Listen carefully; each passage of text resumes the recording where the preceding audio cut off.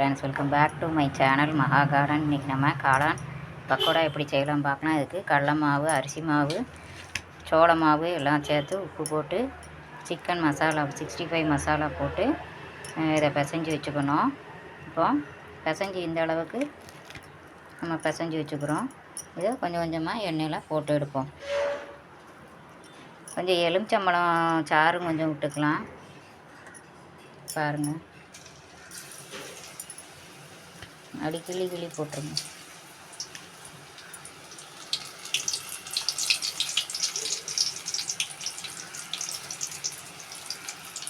பாருங்கள் ஃப்ரெண்ட்ஸ், எண்ணெயில் எப்படி வேகுதுன்னு பாருங்கள். கொஞ்சம் கிறிஸ்பியாக இருக்கும். பாருங்கள் ஃப்ரெண்ட்ஸ், எப்படி பொரியுதுன்னு. கொஞ்சம் கலர் மாறினோடனே கிறிஸ்பியானோடனே கொஞ்சம் எடுக்கும். சுவையான காளான் பக்கோடா ரெடி.